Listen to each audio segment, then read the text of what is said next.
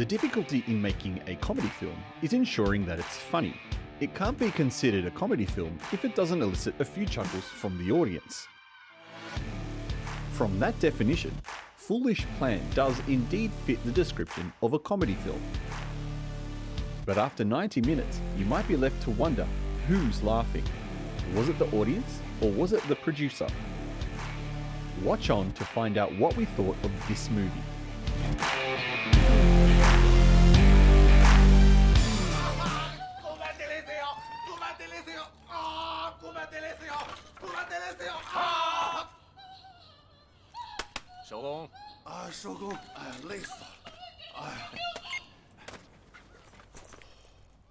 Foolish Plan tells the story of a few groups of people whose lives all intersect.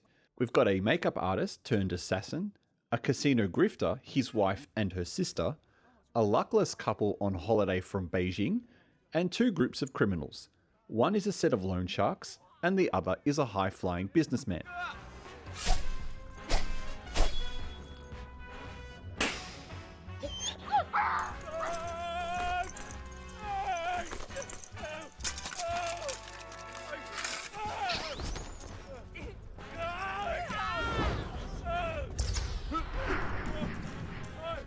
What do they all have in common? A pair of ancient bronze mirrors, a dragon and a phoenix, once owned by Tsi, a Korean queen who was canonized during the Yuan dynasty. Once the dynasty ended, the queen fled back to Korea, and it is modern-day Korea where this movie takes place. In between plot lines of gambling losses, loan shark collections, and slapstick comedy, we get a mishmash of stories that blend into a mess of a film. To try and explain it in this short review would be an impossible task, and one we won't bother attempting.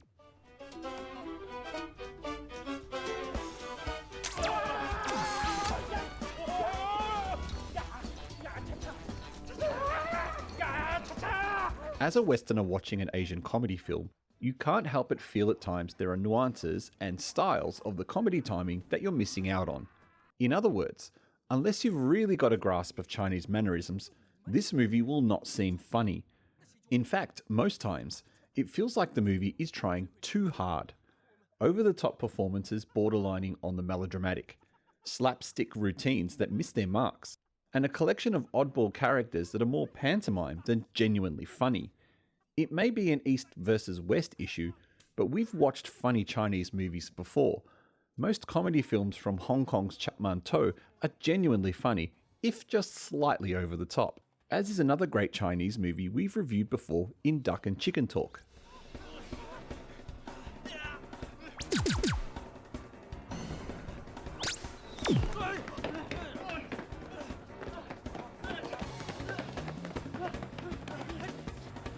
To add a bit of insult to the injury of watching this film, the music composer has ripped off the first 4 notes of the Pink Panther theme and used it extensively, as if to remind anyone in the audience familiar with the tune of what its inspiration was.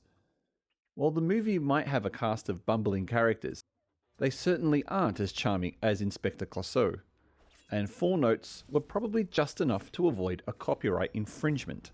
On the plus side, and this is a bit of a stretch, the use of animated hand-drawn cutscenes in the movie look great. They're used at the start to introduce the story of Queen Tsi, and sporadically throughout the film to get the audience up to speed on the constantly shuffling storyline. We say shuffling storyline because the story told in this film isn't linear, and while not as complex as something like Pulp Fiction, this movie does tend to have an annoying habit of replaying parts of the movie again from a slightly different angle to provide some additional information to the audience to piece together what's going on. Seems like not only are the characters grifters, but the screenwriter was as well. In the end, the only foolish plan here is the plan you made to watch this film. We'd recommend avoiding this one. Have you seen Foolish Plan? Leave a comment below and tell us your thoughts, and thank you for watching this review. Your viewing helps small channels like ours survive and encourages us to create more content. If you like the work we do, please like this video and subscribe to keep up to date with our regular movie reviews.